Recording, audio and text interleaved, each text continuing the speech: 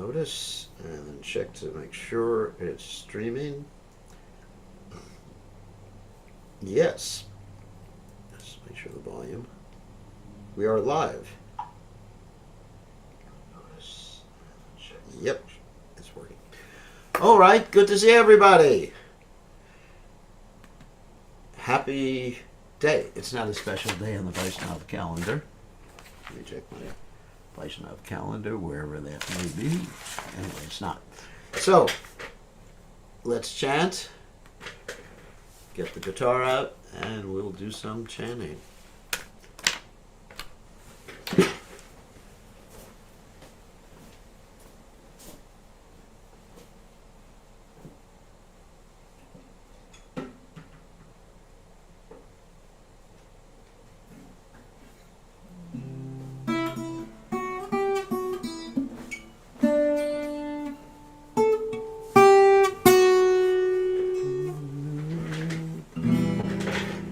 Okay, what should we chant tonight or this morning, depending on where you are in the world? Let's see, hey Krishna. Right, songbook. Low, not low. All right. Anyway, let us chant. Oh, here's a nice one. Of course, they're all nice.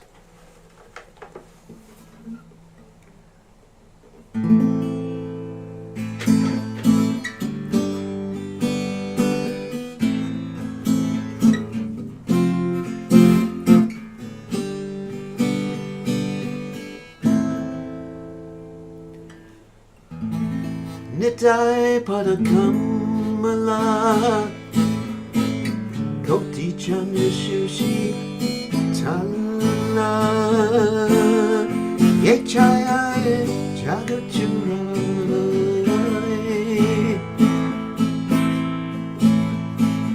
Nitai Padakamala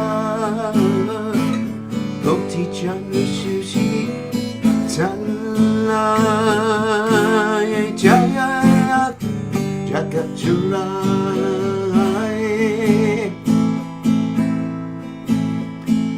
Heno Nitai Binay Bai Radha Krishna Bohite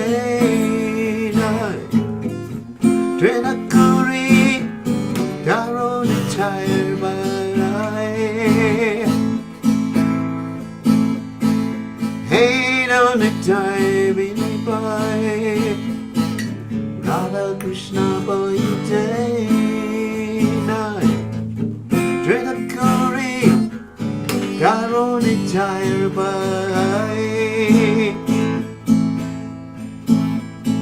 Say some Mandanagi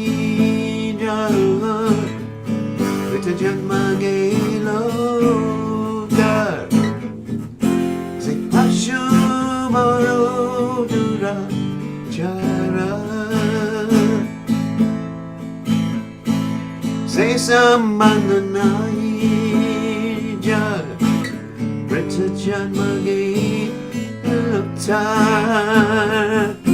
Say Pashu Moro Chara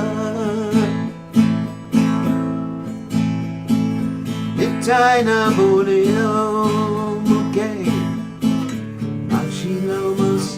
Samsara Suke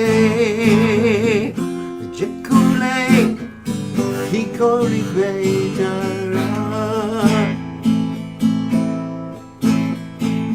Nitaina Purino Muke Majilo Samsara Suke Vijakule Hikori Vedara Ahankara Mataya Nitai Badabasha Riya Sachane Chakuri Mami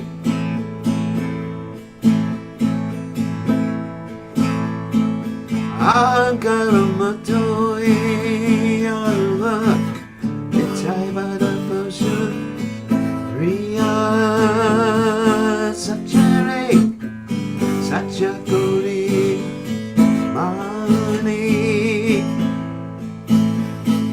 Nichaya Kuruna Hoibe Rajirana Krishna Hoibe Narunetai Charana Dukani Nitaya Kuruna Hoibe Rajirana Krishna Hoibe Narunetai Charana Dukani Nitaya Charana Satya Tara Sevaka Nitya Nitaya Da Sadaguru Acha Nitaya Charana Satya Tara Sevaka Nitya Nitaya Da Sadaguru Acha Narottama Bhaktuki Nitai Morekoru Suki Ragoraka Charanira Asha Narottama Turuki Nitai Morekoru Suki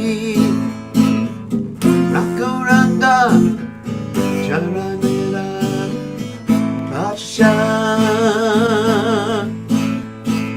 Nitai Padakamala Koti Chanda Shushi Tara Jaya Jagajura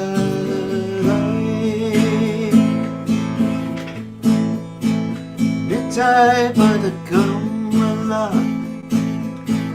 Koti Chanda Shushi Tara Jaya Jagajura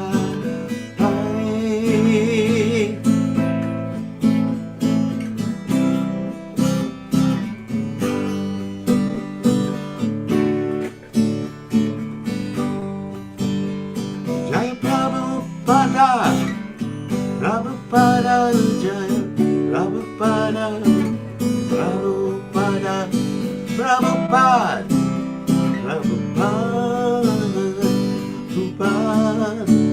Prabhupada Nichako Haribo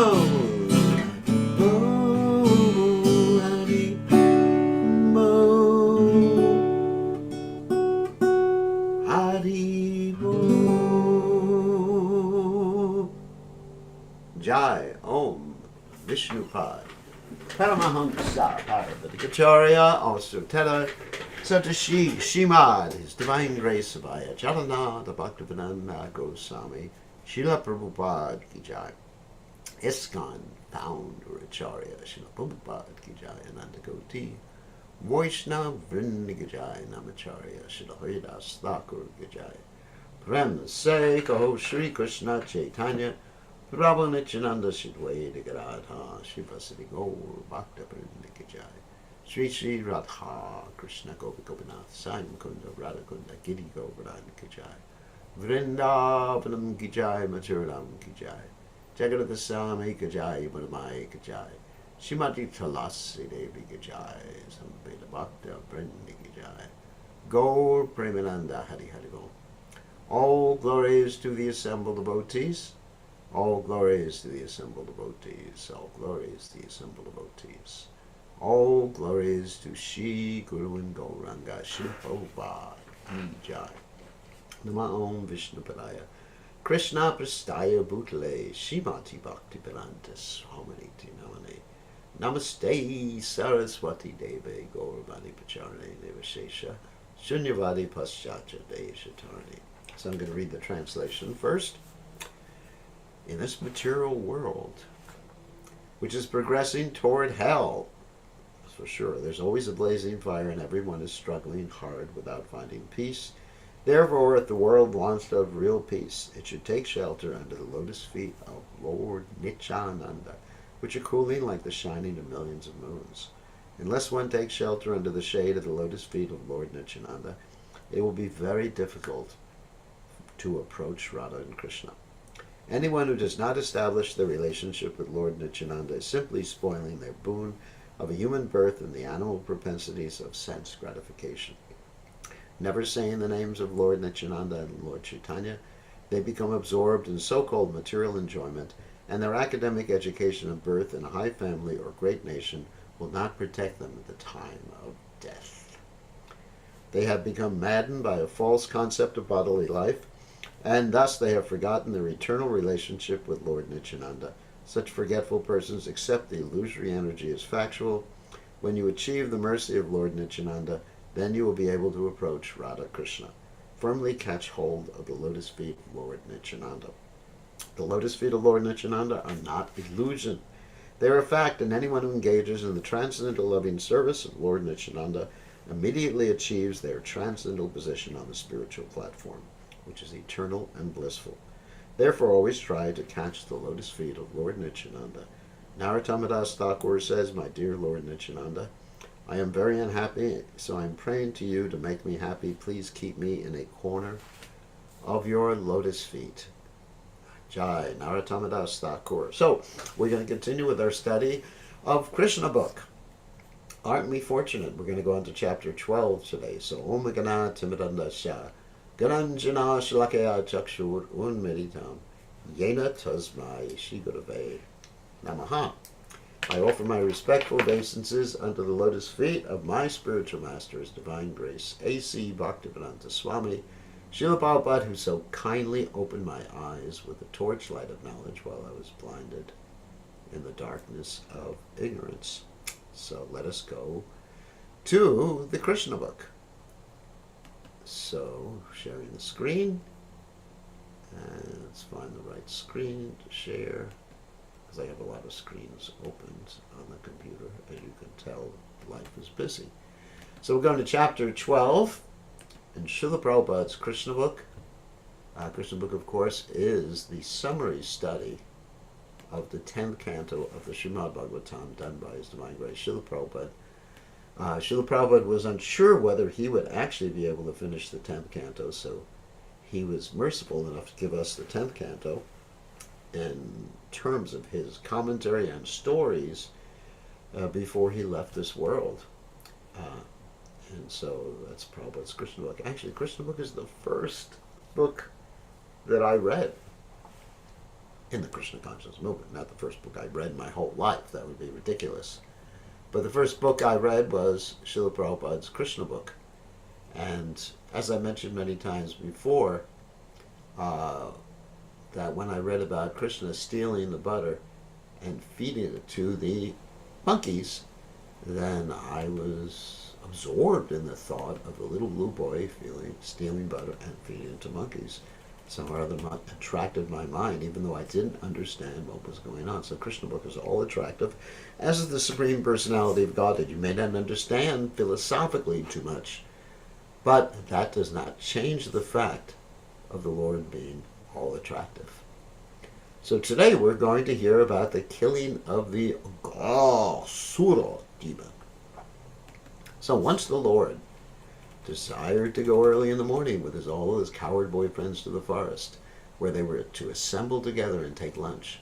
As soon as he got up from bed, he blew his buffalo horn bugle and called all of his friends together. Keeping the calves before them, they started for the forest in a great procession. In this way, Lord Krishna assembled thousands of his boyfriends. They were each equipped with a stick, flute, and horn, as well as a lunch bag, and each of them was taking care of thousands of calves. All the boys appeared very jolly and happy in that excursion. Each and every one of them, including Krishna, was attentive to his personal cause as he herded them in different places in the forest. The boys were fully decorated with various kinds of golden ornaments, yet out of sporting propensities they began to pick up flowers, leaves, twigs, peacock feathers, and red clay from different places in the forest and further decorate themselves in different ways. While passing through the forest, one boy stole another boy's lunch package and passed it to a third. And when the boy whose lunch package was stolen came to know of it, he tried to take it back. But the boy who had it threw it to another boy. This sportive playing went on amongst the boys as childhood pastimes. And actually, not that my pastimes or my childhood pastimes were transcendental, but this is what we used to do when I was young. We'd take someone's lunch or something and throw it over the head of the person who actually it belonged to. And that was called monkey in the middle. So that's an ancient pastime, as we see here. Krishna's coward boyfriends did this pastime. So, anyway, so now when I see this, it reminds me of Krishna. When Lord Krishna went ahead to a distant place in order to see some specific scenery, the boys behind him ran to try to catch up and be the first to touch him. So there was a great competition. One would say, "I will go there and touch Krishna." And another would say, "Oh, you cannot go. I will touch Krishna first." Some of them played on their flutes or vibrated bugles made of buffalo horn. Some of them gladly followed the peacocks and imitated the onomatopoetic sounds of the cuckoo. Onomatopoetic means that the word sounds like what it is. Like the word cuckoo is the name of a bird that goes cuckoo, right? That's what the word onomatopoetic means. That the word sounds like what it's indicating. Like, to give another example, the barking of a dog. You know, even the word bark, or bow wow, or how does a cow go? Not a cow. Yeah, a cow goes moo. How does a cat go? Meow. So that's called onomatopoetic. Many of the words in English are onomatopoetic. That means they sound or they indicate the sound to which they refer. Okay? When the birds were flying in the sky, the boys ran after the birds' shadows along the ground and tried to follow their exact courses by them. And some of them imitated the dancing of the peacocks. Some of them caught monkeys by the tail, and played with them. And when the monkeys jumped into a tree, the boys followed. When a monkey showed his face and teeth, the boy imitated and showed his teeth to the monkey. Don't try that in Vrindavan, because the monkey may bite you, but these monkeys were actually devotees of Krishna. Some of the boys, even in Vrindavan now, the monkeys are so mischievous. First of all, they steal glasses. And there's a reason for that. They steal people's glasses because they can trade them for bananas with the shopkeepers. But another reason is that they're simply mischievous. And they steal shoes, and they chew on them. They stole Srila Prabhupada's shoes and chewed on Prabhupada's shoes, sandals one particular time. And if you happen to walk under a tree and there's monkeys in the tree, you may experience a sun shower. I'm not going to tell you what it was. Some of the boys played with the frogs on the bank of the Yamuna, and when out of fear the frogs jumped into the water, the boys immediately dove in after them. And when the boys came out of the water and saw their own shadows, they would stand imitating, making caricatures, and laughing. They would also go to an empty well and make loud sounds, and when the echo came back, they would call it ill names and laugh. They were just having fun with Krishna. Isn't that nice? That's the spiritual world. I mean, there's no worries. Just having fun with Krishna. As stated personally by the Supreme Personality of Godhead in the Bhagavad Gita, he is realized proportionally by transcendentalists as Brahman, Paramatma, and the Supreme Personality of Godhead. Here, in confirmation of the same statement, Lord Krishna, who awards the impersonalist the pleasure of Brahman, realization by his bodily effulgence, also gives pleasure to the devotees as the Supreme Personality of Godhead. Those who are under the spell of the external energy Maya take him only as a beautiful child. Yet he gave full transcendental pleasure to the cowherd boys who played with him. Only after accumulating heaps of pious activities, that means devotional activities, were those boys promoted to personally associated with the Supreme Personality of Godhead. Who can estimate the transcendental fortune of the residents of Vrindavan? They were personally seeing the Supreme Personality of Godhead face to face. He whom many yogis cannot find even after undergoing severe austerities, although he is sitting within their hearts. This is confirmed in the Brahma Samhita. One may search for Krishna, the Supreme Personality of Godhead, through the pages of the Vedas and Upanishads, but it is difficult to find him there. However, one who is fortunate enough to associate with a devotee can see the Supreme Personality of Godhead face to face. After accumulating pious activities in many, many previous lives, the cowherd boys were seeing Krishna face to face and playing with him as friends. They could not understand that Krishna is the Supreme Personality of Godhead, but they were playing as intimate friends with intense love for him. When Lord Krishna was enjoying his childhood pastimes with his boyfriends, one Akasura demon became very impatient. He was unable to tolerate seeing Krishna play so happily, and therefore he appeared before the boys intending to kill them. This Akasura was so dangerous that even the denizens of heaven were afraid of him. Although the denizens of heaven drank nectar daily to prolong their lives, they were afraid of this Agasura and were wondering, when will the demon be killed? But the denizens used to drink nectar to become immortal, but actually they were not confident of their immortality. On the other hand, the boys who were playing with Krishna had no fear of the demons. They were free of fear. Any material arrangement for protecting oneself from death is always unsure. But if one is in Krishna consciousness, then immortality is confidently assured. Of course, not immortality in the present body. I have to assure you of that. The demon Agasura appeared before Krishna and his friends. Agasura happened to be the younger brother of Putana and Bakasura, and he thought, Krishna has killed my brother and sister. Now I shall kill him along with all his friends and calves. Agasura was instigated by Kamsa, so he had come with determination. Agasura also thought that when he would offer grains and water in memory of his brother and sister and kill Krishna and all the cowherd boys, then automatically all the inhabitants of Vrindavan would die. Generally, for the householders, the children are the life and breath force. When all the children die, then naturally the parents also die on account of strong affection for them.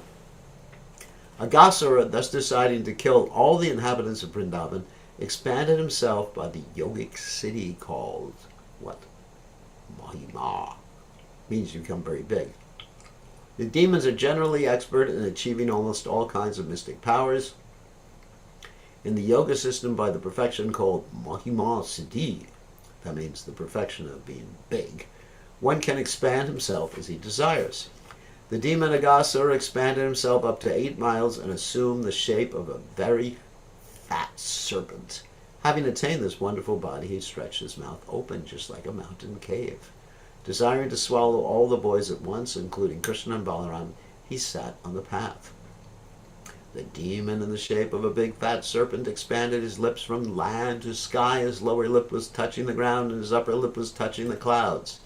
His jaws appeared like a big mountain cave and without limitation, and his teeth appeared just like a mountain summits. His tongue appeared to be a broad traffic way, and he was breathing just like a hurricane. I guess that's also onomatopoetic. Hurricane. His eyes were blazing. Actually, the word even sounds like what it is, blazing like fire. At first, the boys thought that the demon was a statue, but after examining it, they saw that it was a big serpent lying down on the road and widening his mouth.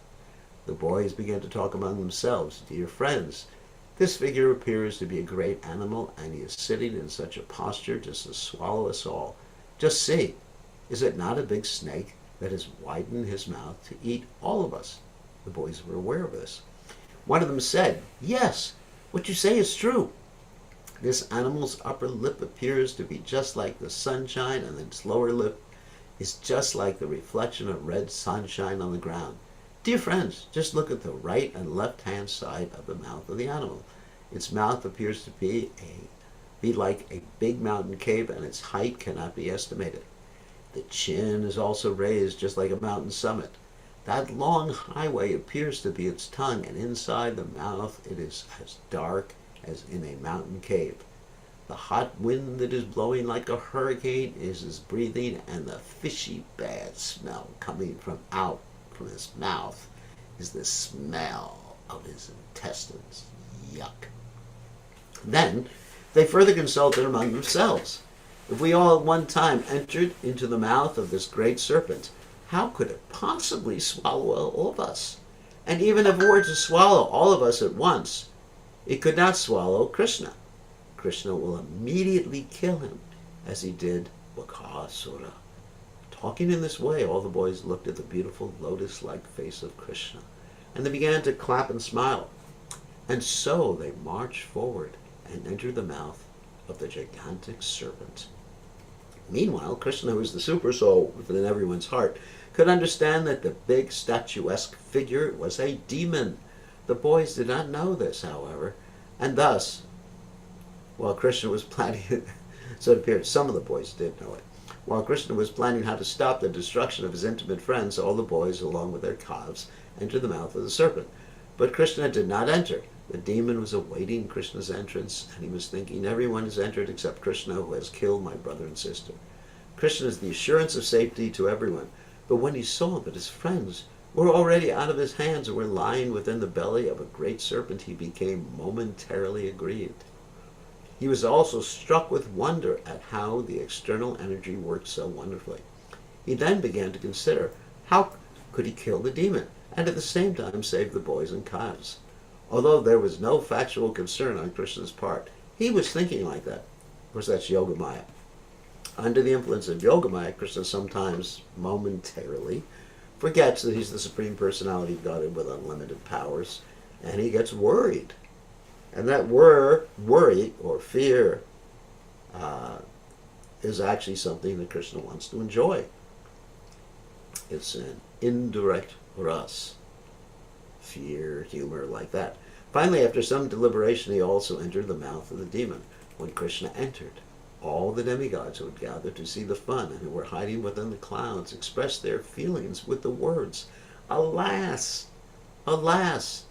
At the same time, all the friends of Aghasura, especially Kamsa, who were all accustomed to eating flesh and blood, expressed their jubilation, understanding that Krishna had also entered the mouth of the demon. While the demon was trying to smash Krishna and his companions, Krishna heard the demigods crying, "Alas! Alas!" And he immediately began to expand himself within the throat of the demon. Just like we talked about how the demon had this mahima sitting. He could make himself really big. So Krishna is the origin of all the yogic cities. He's Yogeshwara, the controller of all the yogic cities. So Krishna can make himself very big. He can make himself very small. He enters into the atom, and he's able to jog even within the atom. That's very, very tiny. And then Krishna makes himself so big that the whole universe, all the universes are within his body. So he can make himself big, make himself small. There's no limitation to what the Lord can do because his body is Satchidananda. Although he had a gigantic body, the demon, choked by the expanding of Krishna, his big eyes moved violently and he quickly suffocated. His life air could not come out from any source, and ultimately, boom, it burst out of a hole in the upper part of his skull. Thus his life air passed off. After the demon was dead, Krishna, with his transcendental glance, alone brought all the boys and calves back to consciousness and came with them out of the mouth of the demon. While Krishna was within the mouth of Aghasura, the demon's spirit soul came out like a dazzling light, illuminating all directions, and waited in the sky. As soon as Krishna came out of the mouth of the demon with his calves and friends, that glittering, effulgent light immediately merged into the body of Krishna within the vision of all the demigods. Wow. Brahmajyoti ki jai. The demigods became overwhelmed with joy and showered flowers on the Supreme Personality of Godhead, Krishna, and thus they worshipped him. The denizens of heaven danced in jubilation, and the denizens in Gandharvaloka offered various kinds of prayers. Drummers beat drums in jubilation. The Brahmanas recited Vedic hymns, and all the devotees of the Lord chanted the words, Jai, Jai, all glories to the Supreme Personality of Godhead. When Lord Brahma heard those auspicious vibrations which sounded throughout the higher planetary system, he immediately came down to see what had happened. He saw that the demon was killed, and he was struck with wonder at the uncommon glorious pastimes of the personality of Godhead. The gigantic mouth, the demon, remained in an open position for many days, and gradually dried up. It remained a spot of pleasure pastimes for all the coward boys.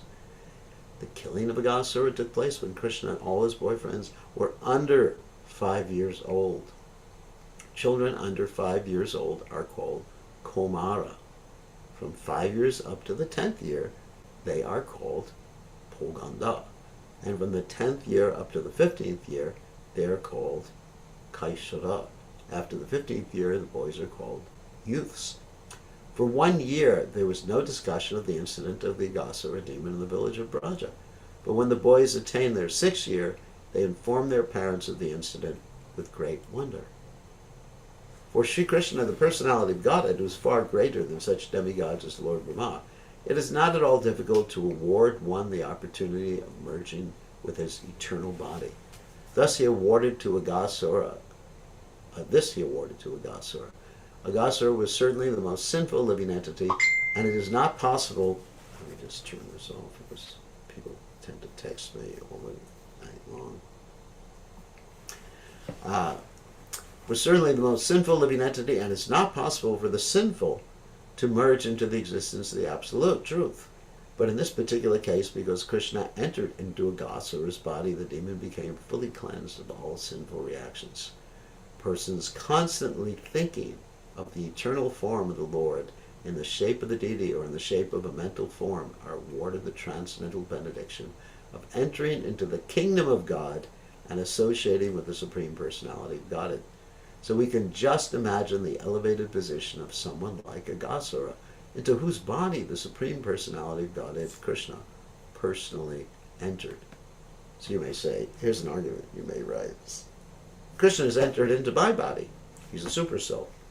So why am I not purified like that? Well, this is different. This is completely different. Krishna killed Aghasura, and by killing him, he got liberation, because anyone killed by Krishna gets liberation. So you may say, Krishna is everything, so I'm going to be killed by Krishna. But we're talking about being killed directly by Krishna, not by Krishna's external energy, which in one sense is Krishna, but in another sense is different.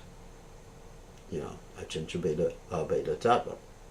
Great sages, meditators, and devotees constantly keep the form of the Lord within their hearts, or they see the deity form of the Lord in the temples. In that way they become liberated from all material contamination, and at the end of the body enter to the kingdom of God. This perfection is possible simply by keeping the form of the Lord within the mind. But in the case of Aghasura, the Supreme Personality of Godhead personally entered. Aghasura's position was therefore greater than the ordinary devotees or the greatest yogis. Greater than me, that's for sure. Maharaj Parikshit, who was engaged in hearing the transcendental pastimes of Lord Krishna, who saved the life of Maharaj Parikshit while he was in the womb of his mother, became more and more interested to hear about him. And thus he questioned the sage bkg Goswami, who was reciting Srimad Bhagavatam before the king. King Parikshit was a bit astonished to understand that the killing of the Aghasura demon was not discussed for 1 year until after the boys attained the Poganda age. Maharaj Parikshit was very inquisitive to learn about this, for he was sure that such an incident was due to the workings of Krishna's different energies. Generally, the Kshatriyas of the administrative class are always busy with their political affairs, and they have very little chance to hear about the transcendental pastimes of Lord Krishna.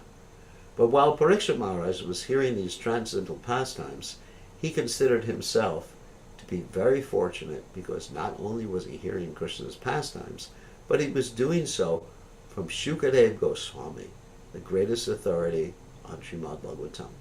Thus being requested by Maharaj Parikshit, Shukadeva Goswami continued to speak about the transcendental pastimes of Lord Krishna in the matter of his form, qualities, fame, and paraphernalia.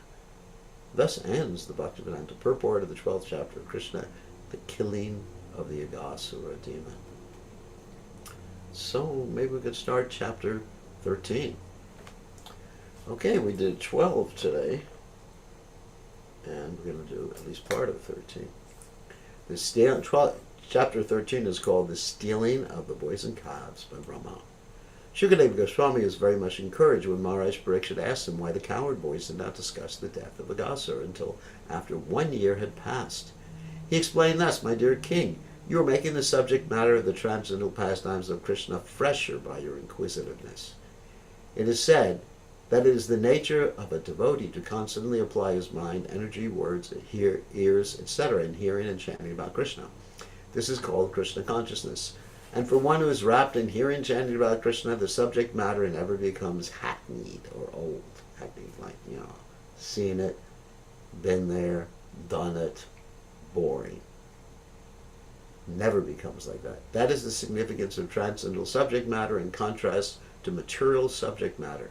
Material subject matter becomes stale, and one cannot hear a certain subject for a long time. He wants change. But as far as transcendental subject matter is concerned, it is called Nitya Nava Nava Yamana. This means that one can go on chanting and hearing about the Lord and never feel tired, but remain fresh and eager to hear more and more. It's like the chanting the Lord's holy names, the Hare Krishna Maha Mantra. Hare Krishna, Krishna Krishna, Hare Hare, Hare Ram, Ram, Ram, Hare Hare. Never becomes tiring. It's amazing. Hare Krishna, Krishna Krishna, Hare Hare, Hare Ram, Ram, Hare Hare. It's always fresh. Wow, it's amazing. And you try chanting anything else, like someone's name, like Joe, blah, doesn't work. Or any mundane sound vibration, like America. Oh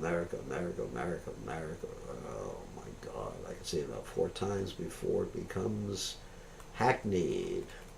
But Krishna's name, Krishna's pastimes, and the service of the pure devotee never becomes hackneyed or old. It is the duty of the spiritual master to disclose all confidential subject matters to the inquisitive and sincere disciple. Thus Shukadeva Goswami began to explain why the killing of Aghasura was not discussed until 1 year had passed. Shukadeva Goswami told the king, "Now hear of the secret with attention. After saving his friends from the mouth of Aghasura and killing the demon, Lord Krishna brought his friends to the bank of the Yamuna and addressed them as follows. My dear friends, just see how this spot is very nice for taking lunch and playing on the soft, sandy Yamuna bank. You can see how the lotus flowers in the water are beautifully blown and how they distribute their fragrance all around. The chirping of the birds along with the cooing of the peacocks." That's another onomatopoetic word. Cooing of the peacocks. Surrounded by the whispering, that's also onomatopoetic, whispering of the leaves in the trees, combine and present sound vibrations that echo one another. And this just enriches the beautiful scenery created by the trees here. Let us have our lunch in this spot because it is already late and we are feeling hungry. Let the calves remain near us and let them drink water from the Yamuna. While we engage in our lunch taking, the calves may engage in eating the soft grasses that are in this spot. And hearing this proposal from Krishna, all the boys became very glad and said, "Certainly, let us all sit down here and take our lunch." They then let loose the calves to eat the soft grass, sitting down on the ground and keeping Krishna in the center. They began to open their lunch boxes brought from home. Lord Sri Krishna was seated in the center of the circle, and all the boys kept their faces toward him. They ate and constantly enjoyed seeing the Lord face to face. Krishna appeared to be the whorl of a lotus flower, and the boys surrounding him appeared to be its different petals. The boys collected flowers, leaves of flowers, and the bark of trees, and placed their lunch on them as well as in their boxes, and thus they began to eat their lunch, keeping company with Krishna. While taking lunch, each boy began to manifest different kinds of relations with Krishna, and they enjoyed each other's company with joking words. While Lord Krishna was thus enjoying lunch with his friends, his flute was pushed within the belt of his cloth on his right side, and his bugle and cane were pushed in on the left-hand side of his cloth. In his left palm, he was holding a lump of food prepared with yogurt, butter, rice, and pieces of fruit salad, which could be seen through his petal-like finger joints. The Supreme Personality of Godhead, who accepts the results of all great sacrifices, was laughing and joking, enjoying lunch with his friends in Vrindavana, and thus the scene was being observed by the demigods from heaven. As for the boys, they were simply enjoying transcendental bliss in the company of the Supreme Personality of Godhead. At that time, the calves that were pasturing nearby entered into the deep forest, allured by new grasses, and gradually went out of sight. When the boys saw that the calves were not nearby, they became afraid for their safety, and they immediately cried out, "Krishna!" Krishna is the killer of fear personified. Everyone is afraid of fear personified, but fear personified is afraid of Krishna. By crying out the word Krishna, the boys at once transcended the fearful situation. Out of his great affection, Krishna did not want his friends to give up their pleasing lunch engagement and go searching for the calves. He therefore said, "My dear friends, you need not interrupt your lunch. Go on enjoying. I am going personally to find the calves." Thus Lord Krishna, still carrying the lump of yogurt and rice preparation in his left hand, immediately started to search out the calves in the caves and bushes. He searched in the mountain holes and in the forests, but nowhere could he find them. At the time when Aghasura was killed and the demigods were looking at the incident with great surprise, Brahma, who was born of the lotus flower growing out of the navel of Vishnu, also came to see. He was surprised how a little boy like Krishna could act so wonderfully. Although he was informed that the little cowherd boy was the Supreme Personality of Godhead, he wanted to see more of the Lord's glorious pastimes, and thus he stole all the calves and cowherd boys and took them to a different place. Lord Krishna, therefore, in spite of searching for the calves, could not find them, and he even lost his boyfriends on the bank of the Yamuna, where they had been taking their lunch. In the form of a cowherd boy, Lord Krishna was very little in comparison to Brahma, but because Krishna is the Supreme Personality of Godhead, he could immediately understand that all the calves and boys had been stolen by Brahma. Krishna thought, "Brahma has taken away all the boys and calves. How can I alone return to Vrindavan? The mothers will be aggrieved." Therefore, in order to satisfy the mothers of his friends, as well as to convince Brahma of the supremacy of the personality of Godhead, he immediately expanded himself as the cowherd boys and calves. In the Vedas, it is said that the Supreme Personality of Godhead has already expanded himself into so many living entities by his energy. Therefore, it was not very difficult for him to expand himself again into so many boys and calves. He expanded himself to become exactly like the boys, who were of all different features in facial and bodily construction, and who were different in their clothing and ornaments and in their behavior and personal activities. In other words, although each boy, being an individual soul, had entirely different tastes, activities, and behavior, Krishna exactly expanded himself into all the different positions of the individual boys. He also became the calves, who were also of different sizes, colors, activities, etc. This was possible because everything is an expansion of Krishna's energy. In the Vishnu Purana, it says, Paraksha Shakti, Parasha Brahmana Shakti. Whatever we actually see in the cosmic manifestation, be it matter or the activities of the living entities, is simply an expansion of the energies of the Lord, as heat and light are the different expansions of fire. Thus, expanding himself as the boys and calves in their individual capacities, and surrounded by such expansions of himself, Krishna entered the village of Vrindavan. The residents had no knowledge of what had happened. After entering the village of Vrindavan, all the calves entered their respective cowsheds, and the boys went to their respective mothers and homes. And fathers also, of course, obviously. The mothers of the boys heard the vibration of their flutes before their entrance, and to receive them they came out of their homes and embraced them. And out of maternal affection, milk was flowing from their breasts, and they allowed the boys to drink it. However, their offering was not exactly to their boys, but to the Supreme Personality of Godhead, who had expanded himself into such boys. This was a chance for all the mothers of Vrindavan to feed the Supreme Personality of Godhead with their own milk. Therefore, not only did Lord Krishna give Yashoda the chance to feed him, but this time he gave the chance to all the other elder gopis. All the boys dealt with their mothers as usual, and the mothers also on the approach of evening bathed their respective children, decorated them with tilak and ornaments, and gave them necessary food after the day's labor. The cows also, who had been away in the pasturing ground, returned in the evening and called their respective calves. The calves immediately came to their mothers, and the mothers began to lick the bodies of the calves. These relations of the cows and the gopis with their calves and boys remained unchanged, although actually the original calves and boys were not there. Actually, the cows' affection for their calves and elder gopis' affection for their boys causelessly increased. Their affection increased naturally, even though the calves and boys were not their offspring. Although the cows and elder gopis of Vrindavan had greater affection for Krishna than for their own offspring, after this incident, their affection for their offspring increased unlimitedly, exactly as it did for Krishna. For 1 year continuously, Krishna himself expanded as the calves and cowherd boys and was present in the pasturing ground. As is stated in the Bhagavad Gita, Krishna's expansion is situated in everyone's heart as the Supersoul. But in this case, instead of expanding himself as the Supersoul, he expanded himself as a portion of the calves and cowherd boys for 1 continuous year. One day, a few days before a year had passed, Krishna and Balaram were maintaining the calves in the forest when they saw some cows grazing on top of Govardhan Hill. The cows could see down into the valley where the calves were being taken care of by the boys. Suddenly, on sighting the cows began to run toward them. They leaped downhill with joined front and rear legs. The cows were so melted with affection for the calves, they did not care about the rough path from the top of Govardhan Hill down to the pasturing ground. They approached the calves with their milk bags full of milk, and they raised their tails upwards. When they were coming down from the hill, their milk bags were pouring milk on the ground out of intense maternal affection for the calves, although they were not their own calves. These cows are their own calves, and the calves, though, were grazing beneath Govardhan Hill, were larger. They were not expected to drink milk directly from the milk bag, but were satisfied with the grass. Yet all the cows came immediately, began to lick their bodies, and the calves also began to suck milk from the milk bags. There appeared to be a great bond of affection between the cows and calves, because these calves were Krishna.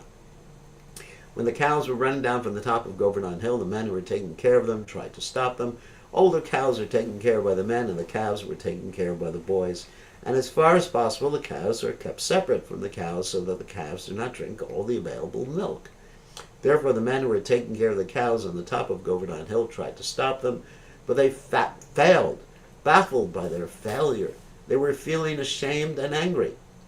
They were very unhappy, but when they came down and saw their children taking care of the calves, they all of a sudden became very affectionate toward the children, because the children were also Krishna. It was very astonishing. Although the men came down disappointed, baffled, and angry, as soon as they saw their own children, their hearts melted with great affection. At once their anger, dissatisfaction, and unhappiness disappeared. They began to show paternal love for the children, and with great affection they lifted them in their arms and embraced them. They began to smell their children's heads and enjoy their company with great happiness. After embracing their children, the men took the cows back to the top of Govardhan Hill. Along the way they began to think of their children, and affectionate tears fell from their eyes. When Balaram saw this extraordinary exchange of affection between the cows and calves, and between the fathers and their children, when neither the calves nor the children needed so much care, he began to wonder why this extraordinary thing had happened. He was astonished to see all the residents of Vrindavan so affectionate to their own children, exactly as they'd been to Krishna. Similarly, the cows had grown affectionate to the calves as much as to Krishna. Balaram therefore concluded that the extraordinary show of affection was something mystical, either performed by the demigods or by some powerful man. Otherwise, how could this wonderful change take place? He concluded that this mystical exchange must have been caused by Krishna, whom Balaram considered his worshipable personality of Godhead. He thought it was arranged by Krishna, and even I could not check its mystic power. Thus Balaram understood that all those boys and calves were only expansions of Krishna. Balaram inquired from Krishna about the actual situation. He said, "My dear Krishna, in the beginning, I thought that all these calves and cowherd boys were either great sages and saintly persons or demigods, but at present it appears that they are actually your expansions. They're all you. You yourself are playing as the calves and boys. What is the mystery of this situation? Where have these other calves and boys gone? And why are you expanding yourself as the calves and boys? Will you kindly tell me what is the cause?" At the request of Balaram, Krishna briefly explained the whole situation, how the calves and boys had been stolen by Brahma, and how Krishna was concealing the incident by expanding himself so people would not know that the original calves and boys were missing. See how much more is there in this chapter.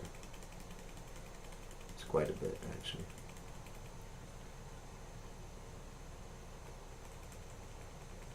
Alright, we're going to end here.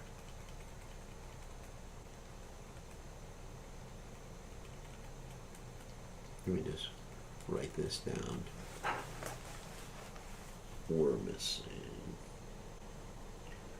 Okay, so now we are going to take some questions. So we went today through a chapter and a half. Pretty good.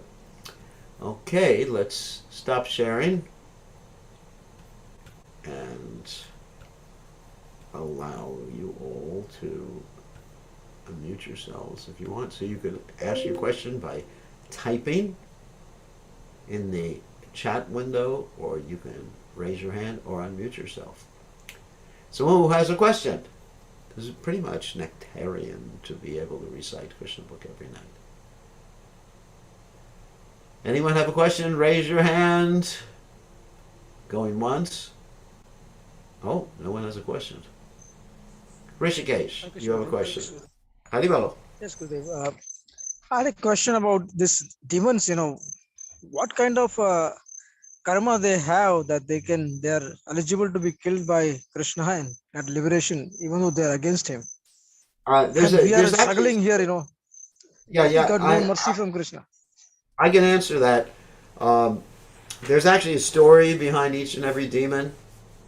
That's a whole other subject matter, of course, and something I spoke about on Janmashtami, actually.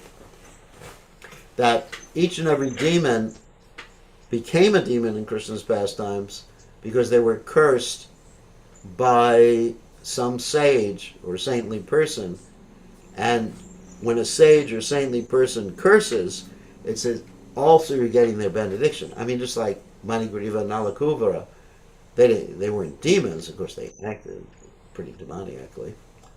But they were cursed by Narada Muni because they offended Narada Muni because they were playing in the Mandakini Ganges naked with some heavenly society girls, and they didn't bother to dress themselves when Narada Muni came.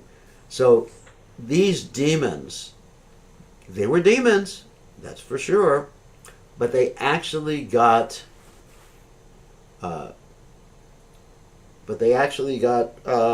I'm just reading the text window at the same time, just trying to do two things. So the demons actually got the benediction from the sages. Yes. That makes sense. So basically, even if you're against Krishna, somehow or other, an association of sadhu is always beneficial. Yeah, the association of sadhus, when you get cursed by a sadhu, it's a blessing. Even if you have to stand as a tree for 100 celestial years, even if you have to take the birth as a big demon. I mean, I actually spoke about that on Janmashtami. I was going through the list of all the demons and who they were in their previous lives.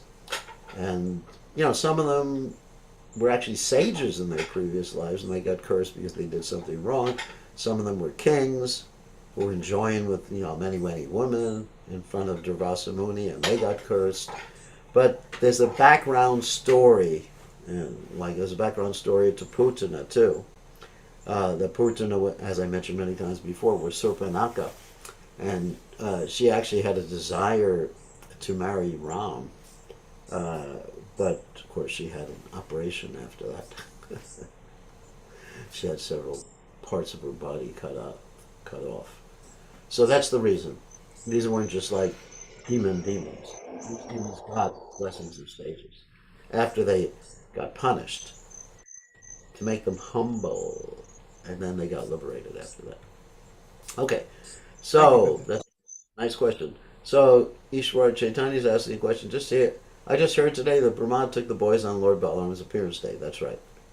That's why Balaram wasn't there and didn't know what happened. Yes, that's true. That is actually true. Balaram didn't know what happened. Krishna kept it from him. You know, Balaram is Krishna. Balaram should know everything, but this is the nature of the Lord and his expansions and the dealings with Yogamaya. Here's some more questions in the chat window. Hold on a second. Let me go back. Why Nandamara said to Gargamuni that he belongs to the caste of the twice born? Twice born means that they get the Gayatri thread, the Brahmin thread, and Gayatri mantras. So the Brahmins get the Gayatri thread, the Kshatriyas get the Gayatri thread, and the Vaishyas, they're all twice born. In other words, they all take initiation. Janmana jayate shudra samskara bhavet tvijam. That by first birth, that means when you plop out of the mother's womb, then you're a Shudra. You're not a Brahmin. Hate to tell you. Unless you're a liberated, Nityasiddha devotee or something like that. That's an exceptional case. But Janmana Jayate Shudra. And then Samskara Bhavetrijam.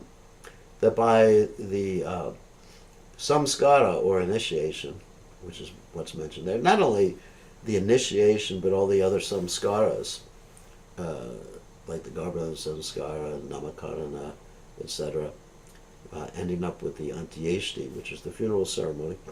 So the samskaras actually bring you to the point of being twice born. Another twice born means to realize or understand your spiritual identity. So that's why Gargamuni, Nandamara said that to Gargamuni, because Nanda Maharaj was twice born. He was a Vaishya, and he had taken initiation. Here's another one. Hare Krishna.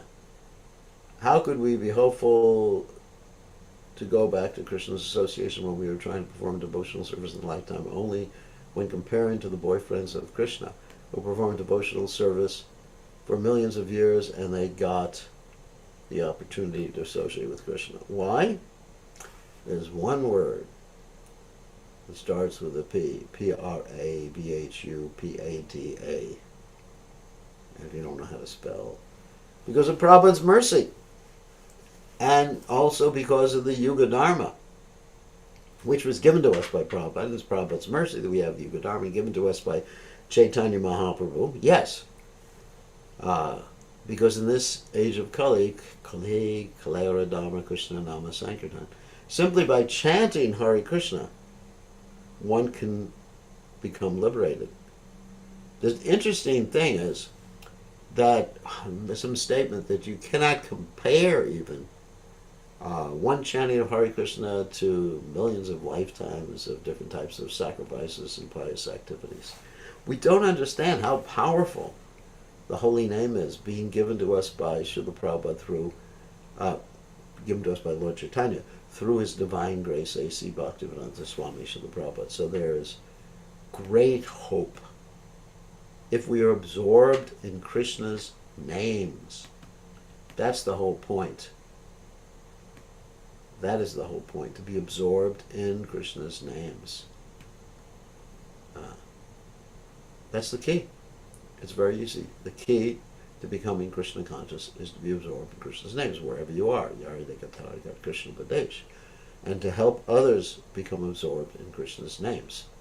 So therefore there's so much hope. And we're riding on Srila Prabhupada's coattails, to use a metaphorical example. Why don't Shudras get Gayatri Mantra? That's a very good point. Because they can't follow. Because the Gayatri Mantra, when you take the samskara, there's vows too. And the Shudras, because of their nature, what Shudra is primarily in the mode of ignorance. And the Shudra, because of their nature, they don't have the ability to follow long term. They can follow for a short time, but it's just like there's no determination. That's described in Bhagavad Gita. Bogaishvarya prasaktanam daya praktichetasam vyavasayat megabudhira samado navadiyate. For those who are simply interested in enjoyment in this world and they don't have a higher intelligence to control the lower impulses, then Bogashvarya Prasaktanam, they're very attached to enjoyment, and opulence. Taya Pratichetasam, their minds. Vyavasayat Megabudhira Samado Navatiyate. They cannot become Vyavasayat Megabudhira, one pointed, and Samado, they can't become absorbed in Krishna consciousness.